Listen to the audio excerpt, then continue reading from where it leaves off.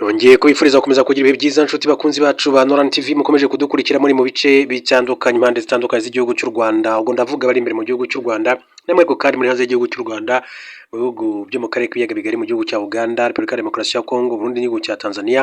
Mwese ndabifuriza kugira ibihe byiza ndetse nako mbaha ikaze namwe dukurikira muri hakurya y'amazi magari. Nizera neza ko mukomeza kugenda mugubwa neza. Ni inkuru yihutirwa cyane ibibaye ku irimbi rya Rusororo ahasanzwe hashyingurwa imibiri y'abantu batandukanye baba bitabye Imana.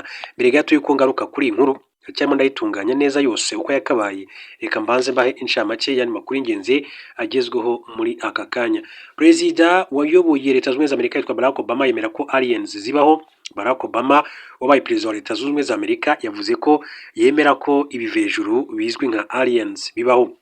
Ku isi hamaze igihe kandi hari impaka ndende zijyanye n'ibivugwa kuri aliens. Benshi bemeza ko ari ibiremwa biba mu isanzure rimwe na rimwe kandi bishobora no gusura isi. Bivuga ko ibifite ubwenge n'ubushobozi burenze kuri ubw'ikiremwa muntu. Nubwo ari ababyemera gutya, hari abandi bavuga ko kubaho kwa aliens ari ikinyoma gishingiye kuri filime n'inkuru zo mu bitabo, ndetse zikaba zifashishwa nk'urwitwazo mu gusobanura ibirenze ubwenge bwa muntu. Mu kiganiro Perezida Barack Obama aherutse kugira n'umunyamakuru Brian Tyler Cohen yabajijwe niba koko aliens zibaho, Obama yasubije ko zibaho ariko sinazibonye. Mu bihe byashize byakunze kuvugwa ko Leta Zunze Ubumwe za Amerika zaba zibitse aliens mu kigo cya gisirikare gikomeye cyane cyitwa Area 51. Muri iki kiganiro n'amakuru Obama yahakanye avuga ko kereka niba zibitswe mu ibanga ridashobora kandi kumenywa na Perezida wa Leta Zunze Ubumwe za Amerika. Ati ntabwo rero nazibonye kandi ntazibitse mu gace ka Area 51. Nta kigo gihari kiri munsi y'ubutaka, kereka wenda habaye hari inkuru zihishwa Perezida wa Leta Zunze Ubumwe za Amerika, nk'uko uyu mugabo Barack Obama yabivuze wa Leta Zunze Ubumwe za Amerika. Mu makuru y'uburyo bw'incamake Amerika ntishidikanya ko Uburusiya kandi bwicishije Navalny ubumara bw'igikeri. Umunyamabanga wa Leta Zunze Ubumwe za Amerika ushinzwe ububanyi n'amahanga Marco Rubio yavuze ko igihugu cye kidashobora kandi guhakana biherutse kugaragazwa n'ubushakashatsi bwashimangiye ko Alexei Navalny utavuga rumwe n'ubutegetsi bwa Perezida Vladimir Putin w'Uburusiya yishwe hakoreshejwe uburozi bukomoka mu gikeri. Ku wa gatandatu tariki ya 14 Gashyantare, Ubudage, Ubufaransa, Ubwongereza, Ubuholandi na Swede byashyize hanze inyigo byahuriyeho ku cyateye urupfu rwa Alexei Navalny. Inyigo igaragaza ko uyu mugabo yishwe n'uburozi bwa epibatidine buva mu gikeri buzwi nka DART, bikunze kandi kuboneka muri Amerika y'Amajyepfo. Ku cyumweru tariki ya 15 Gashyantare 2026, ubwo Marco Rubio yari mu ruzinduko muri Slovakia, yabajijwe icyo Amerika itekereza kuri iyi raporo. Ati ni raporo ibabaje cyane, nta mpamvu n'imwe dufite yo kuyishidikanyaho. Alexei Navalny yapfuye bitunguranye ku itariki ya 16 Gashyantare 2024 afite imyaka 47, ubwo yari afungiye muri gereza ikaze iri mu gace gakonja cyane k'uburengerazuba bw'amajyaruguru y'Uburusiya. Nubwo Uburusiya kandi bwavuze ko yikubise hasi ari kugenda bisanzwe, umugore we Yulia Navalnaya yakomeje kuvuga ko uyu mugabo yishwe. Mu nkuru isa nk'itangaje mu gihugu cy'u Rwanda, mbere gato ko tujya kuri iriya nkuru ivugwa ku irimbi rya Rusororo, reka mabwire ko muri Gatsibo umugore yasanganye umugabo we n'umukobwa ku munsi w'abakundana ahita yiyahura. Umugore w'imyaka 24 witwa Uwase yiyahuye nyuma y'uko asanze umugabo bigeze kandi kubana nk'umugore n'umugabo ari kumwe n'undi mukobwa ku munsi wahariwe abakundana uzwi nka Saint Valentin, ndetse kubera imvuru rero mu ishyingurwa rye umurambo we urazwa ku marembo y'uwo mugabo bakundanye. Ibi byabaye ku itariki ya 14 Gashyantare 2026 mu karere ka Gatsibo, umurenge wa Remera, aho Uwase yiyahuye nyuma yo kuva mu karere ka Nyagatare akajya kureba uyu mugabo agiye kwizihiza umunsi w'abakundana, ariko akamusangana n'undi mukobwa. Byababaje Uwase cyane ku buryo yahise agenda ajya kureba iwabo w'umusore, ariko agenda ajyanye imiti yica ayivanga n'umutobe uzwi nka energy. Abari aho basobanura ko nyuma yo kubabwira ibyamubayeho aribwo yanywereye iyo miti imbere yabo, ndetse bakagerageza kumutabara bamujyana kwa muganga, ariko akagezwayo yashizemo umwuka. Uyu mugore nyuma yaje kandi gukorerwa imihango yo gushyingurwa, gusa bageze kumva havuka impaka zikomeye cyane ku ruhare rw'imiryango yombi, uw'umuhungu w'umukobwa, aho umukobwa ari wagaragazaga ko uw'umugabo wagakwiye kandi kuba wagize uruhare mu ishyingurwa rya Uwase, ariko uw'umuhungu ukaba nta ruhare na ruto wagaragaje. Ibi byatumye rero gushyingura bihagarara, uwase bamukura mu mva bamujyana ku marembo yo kwa se umuhungu. Amakuru aturuka mu baturage bavuganye na BTN avuga ko inzego z'ibanze kandi z'umutekano zose zigeraho byabereye kugira ngo rero zigarure ituze no gukemura amakimbirane yavutse hagati y'imiryango yombi. Haracyakorwa iperereza ku bw'urupfu, ati mu gihe kandi impande zombi zisabwa kubahiriza amategeko n'imyanzuro itangwa n'inzego zibifitiye ububasha. Itegeko riteganya ibyaha n'ibihano muri rusange. Ingingo yaryo 116 ivuga ko umuntu wese ushishikariza undi kwiyahura, umufasha kwiyahura cyangwa se utuma yiyahura kubera kumutoteza agamije kandi ko yiyahura abakoze icyaha. Iyo rero abihamijwe n'urukiko ahanishwa igifungo kitari munsi y'imyaka 3 ariko kitanarenze imyaka igera kuri 5 nk'uko biteganywa n'amategeko y'igihugu cy'u Rwanda. Dukomeje n'andi makuru akomeza kugenda avugwa, reka tujye mu mujyi wa Kigali mbabwire ko makuru aturuka yaravuga ko irimbi rya Rusororo rigiye kuzura ku nshuro ya kabiri. Ikibazo cy'amarimbi gikomeje kuba ingutu mu Rwanda bijyanye n'ubuto bwaryo, n'ikimenyimenyi irimbi rya Rusororo byateganywaga ko rizuzura muri 2029 rigitangira 2011, ubu rimaze kwagurwa inshuro ebyiri ndetse n'ubu kandi rirabura amezi 7 ngo ryuzure. Muri 2011 leta y'u Rwanda yafunze burundu irimbi rya Remera mu karere ka Gasabo ishaka ubundi butaka i Rusororo muri aka karere ngo bube aribwo kandi bukoreshwa mu gushyingura. Byateganywaga ko buzakoreshwa kugeza muri 2029. Irimbi rya Remera ryafunzwe ryatangiye kandi gushyingurwamo mbere ya jenoside y'umwaka w'1994. Amabwiriza yo kurishyinguramo kandi yashyizweho mu mwaka wa 2003 kuva kandi ubwo kugeza 2011 ryari rimaze gushyingurwamo abantu 9,525 ku butaka bugera kuri hegitari 7 nk'uko byatangajwe muri 2011 rifungwa. Hanyuma rero kandi nyuma y'imyaka hafi 15 irimbi rya Rusororo rimaze gushyingurwamo abantu bagera ku 13,396 rikaba kandi riri ku butaka bungana na hegitari 18. Ubu risigaje amezi 7 cyangwa se 8 ngo ryuzure kuko hasigaye ubutaka butanageze kuri hegitari 1.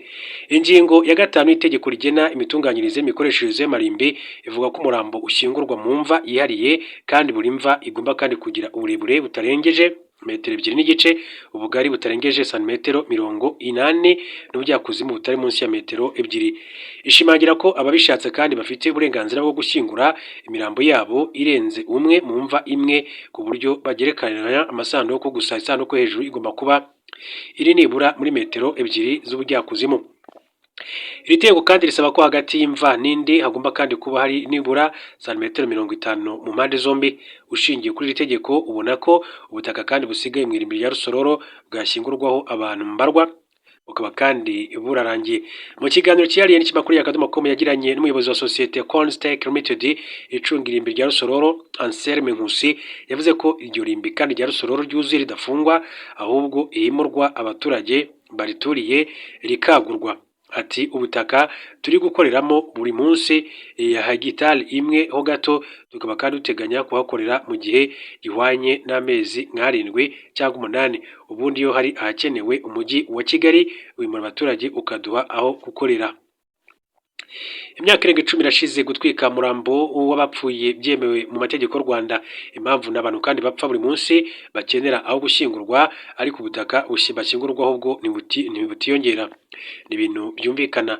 Imibare y'ikigo cy'igihugu cy'Ibarushamibare igaragaza ko abaturarwanda 36,21 bapfuye mu 2024. Aba baba bakeneye kandi aho gushyingurwa. Ikindi kibikomeza nuko itegeko kandi rigena imitunganyirize n'imikoreshereze y'amarimbi mu Rwanda rigena ko ubutaka bwandi bwashyinguwemo bwakongera gukoreshwa nyuma y'imyaka 10 ku mva zidasanzwe zigasaba imyaka 20. N'uburyo kandi butarumvikana neza ati ku Banyarwanda cyane ko urupfu ari ikintu gikora ku marangamutima y'abantu, kuko kubona uwawe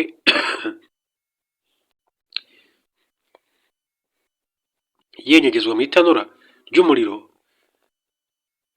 niyanganire nagwaye ka grippe, nibikomere byuko yitabye Imana bitarakira bitihanganirwa na bose. Niyo mpamvu rero kuva icyo gihe itegeko ryemewe kugeza muri Mutarama 2023 hari hamaze kandi gutwika imirambo igera kuri 28 mu Rwanda nk'uburyo bwo gushyingura, ariko ugasanga rero n'uburyo bwatoranyijwe n'abanyamahanga baba mu Rwanda bari basanzwe kandi babikora iwabo. Abahinde kugeza ubu nibo bonyine batanga iyo serivisi mu Rwanda mu karere ka Bugesera mu burasirazuba bw'u Rwanda. Nkusi abajijwe ingamba zihari mu bijyanye no gukoresha neza ubutaka Bushyingurwa yavuze ko hari igerageza ryatekerejweho ryo kugerekeranya imva ebyiri, abantu babiri bagashyingurwa ku buso busanzwe bushyingurwamo hanyuma umuntu kandi umwe, ariko basanze byateza ibibazo. Ati hari n'umushinga twakoze, ati turanawutanga ngo usuzumwe, batubwira ko twawukoresha ujyanye no gucukura ku buryo twashyingura abantu babiri mu mva imwe. Ati ndibuka ko twakoze umuntu wa mbere tukamushyingura, twamaze kubaza abo mu muryango we tutese mwatwemerera ko twabigenza gutya, tugashyira umwe hasi noneho tugashyiraho dare, hanyuma twarangiza hejuru tukahashyira undi. Nkusi yavuze ko ba nyir'uwashyinguwe batanze ubwo burenganzira, nyuma kandi basubira kwihanangiriza ko badashaka ko hagira undi muntu uzashyingurwa ku gice cyo hejuru. Bigaragara ko rero ubwo buryo bwo gushyingura bwazateza ibibazo. Ntabwo rero bagarukiye aho, uko bashakiye igisubizo mu gutwika imirambo mu irimbi rya Rusororo, ariko kuba abanyarwanda batarabyakira bikomeza kandi kuba inzitizi. Habajijwe abajya gushyingurwa irimbi rya Rusororo, bakavuga ko badashaka ko abantu kandi babo bashyingurwa muri ubwo buryo. Icyakora imyumvire iri kuzamuka. Ubushakashatsi bwa Minisiteri y'Ubumwe bw'Abanyarwanda n'Inshingano Mboneragihugu ku bumwe n'ubudaheranwa bw'Abanyarwanda bwagaragaje ko nibura abantu 61% bemeza ko gahunda yo gutwika imirambo yakemura ikibazo cy'ubutaka bwo gushyinguraho bugenda buba buto. Minisitiri w'Ubumwe bw'Abanyarwanda n'Inshingano Mboneragihugu Dr Jean Damascene Bizimana ku itariki ya 4 Gashyantare 2026 ubwo yaganiraga n'abasenateri ku bipimo by'ubumwe bw'Abanyarwanda, ubudaheranwa n'ubwiyunge, byagaragajwe mu bushakashatsi bwashyizwe hanze muri 2025, yagaragaje ko ikibazo cy'amarimbi kandi yuzura vuba cyatumye babaza abaturage uko bumva ibijyanye no gutwika imirambo. Mu barenga 12,000 kandi babajijwe, abarenga 3,800 bangana na 32% bavuze ko bemera ku kigero cyo hejuru ko gutwika imirambo byaba igisubizo ku bibazo by'amarimbi aba make. Abarenga 3,500 bangana 29% bavuze ko babyemera ku rugero ruringaniye. Abantu 54 kandi bavuze ko babyemera ku kigero gito, naho 4,100 bangana 34% bavuze ko batabyemera. Abifashe baba 657 bangana 5% by'ababajijwe bose muri rusange, nk'uko amakuru akomeza kugenda abishimangira. Umuyobozi wa sosiyete yitwa Cones Tech Limited icunga irimbi rya Rusororo, Selme Nkusi, avuga ko irimbi rigiye kuzura, ati vuba cyane rwose amezi 7 cyangwa se amezi 8 rizaba ryaramaze kuzura nk'uko yagiye bivuga. Muri makuru, raporo y'umuryango w'abibumbye Loni yagaragaje ko abantu barenga 600 bishwe mu minsi igera kuri 3 gusa ubwo umutwe wa Rapid Support Forces wafataga umujyi wa El Fasher mu Kwakira 2025. Uyu mujyi uherereye i Darfur mu burengerazuba bwa Sudani wari uw'ingenzi usigaye mu maboko y'ingabo z'iki gihugu mbere y'uko ufatwa ku 26 Ukwakira 2025, nyuma yo kumara amezi 18 ugoswe n'umutwe wa Rapid Support Forces nk'uko amakuru bivuga. Umuryango w'abibumbye wagaragaje ko mu minsi igera kuri 3 uhereye ku 25 kugeza ku 27 Ukwakira 2026 abantu 2,400 biciwe mu mirwano, abandi 1,600 bicwa bagerageza kandi guhunga. Iyi raporo ifite page 29 yagaragaje ko imirwano yaranzwe n'ibikorwa by'indengakamere birimo kwicira abantu hamwe mu kivunge, iyicarubozo n'ihohoterwa kandi rishingiye ku gitsina ryakura abagore n'abakobwa. Abashakashatsi bemeje ko ubwicanyi bwinshi bwakozwe hashingiwe ku moko y'abantu. Imirwano yatumye kandi habaho inzara yo ku rwego rwo hejuru muri aka gace, kuko kamaze kandi igihe kirekire katagerwaho n'ubutabazi bw'ibanze. Ubu urukiko mpuzamahanga mpanabyaha ruri gukora iperereza kuri imirwano rureba niba harabayeho ibyaha by'intambara n'ibyaha byibasiye inyokomuntu muri rusange. Duhindure ingingo tuve kuri iyo nkuru turebe n'andi makuru atandukanye akomeje kugenda avugwa. Duce mu gihugu cya Ghana. Muri Ghana, Ghana ishaka ko ubucakara bwemezwa nk'icyaha gikomeye cyane cyakorewe inyokomuntu.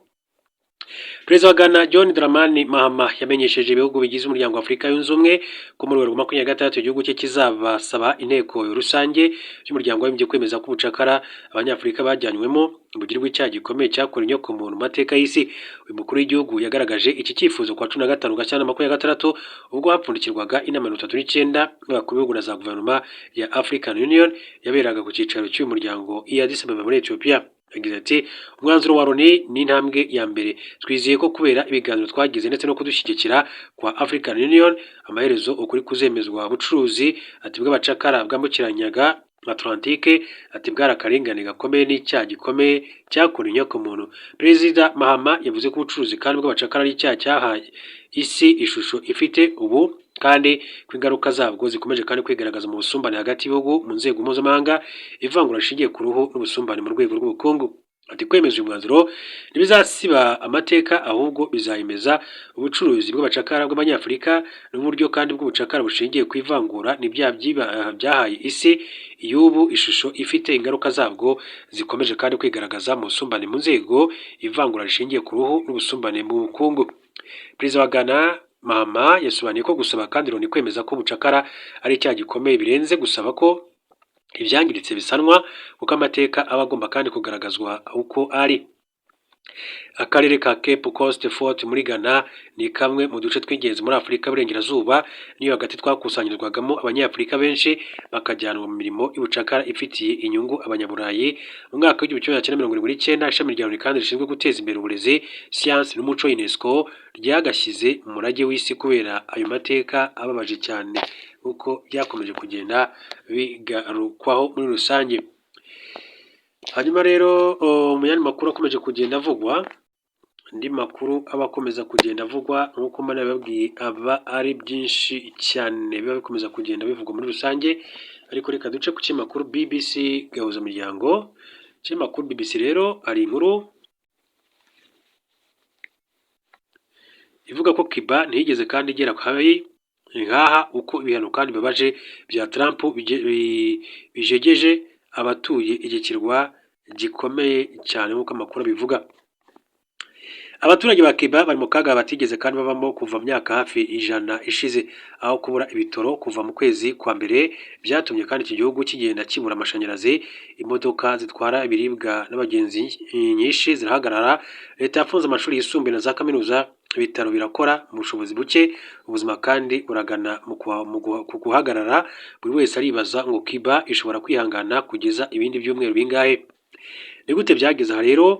Ikigo SP Global Commodities kivuga ko ubusanzwe 60% by'ibitoro bya Cuba byavaga muri Venezuela, 25 kandi bikava muri Mexique, 10 bikava mu Burusiya, byose bikahagera bizanywe n'amato y'ubwikorezi. Kimwe no mu bindi bihugu byinshi cyane ku isi, ingufu z'amashanyarazi n'ibikorwa by'ingenzi by'ubuzima muri Cuba bicungira ku bitoro. Kugira ngo rero ubyumve, ku kwezi kumwe Cuba yazanaga mu gihugu utugunguru 1,200,000 tw'ibitoro, hejuru utugunguru 13 ku mwaka. Cuba ni umuturanyi uri kuri kilometero zigera kuri 150 gusa uvuye Florida muri Leta Zunze Ubumwe za Amerika, ariko uribwa nabi cyane Washington kuva ubutegetsi bwa gikomuniste bwafata ubutegetsi bw'iki kirwa mu mwaka w'1959. Kuva icyo gihe kandi Washington yakomeje kugenda ifata ibihano ila Havana, ariko iki kirwa kigakomeza kandi kubaho kubera inshuti nka Venezuela, Urusiya, Mexique, Ubushinwa n'izindi. Ariko kuva mu mpera zo kuza n'ubwo mu kwezi kwa 12 gushize, ubwo Perezida wa Amerika Donald Trump yategekaga abakomando bakajya i Caracas bagafata ni Perezida Nicolas Maduro bakamujyana muri Amerika, agahinda gakomeye katashye La Havana kuko bari bazi ko icyo gitero kiba gisobanuye byinshi, ibitoro bya Venezuela mu maboko ya Amerika. Bamwe bibwiraga ko Trump ashobora gukomereza no ku butegetsi bwa Cuba, ariko yavuze ko Cuba afite ubundi buryo bwo kurangiza Cuba nk'uko yabyitangarije. Yabwiye ibihugu byose ko ikizagerageza kohereza ibitoro Cuba agishyiriraho imisoro iri hejuru cyane ku bicuruzwa byacyo bijya ku isoko rutura rya Amerika. Mexique niyo ahanini kandi yabwirwaga nk'igihugu cya kabiri cyohereza ibitoro byinshi cyane ku isoko rya Cuba. Burusiya bwagenje make kuko butifuza kwishora mu ntambara ya kabiri butarasoza n'iya mbere bumazemo imyaka hafi 5. Izindi nshuti zose za Cuba nazo zagenje make, izindi ziratinya.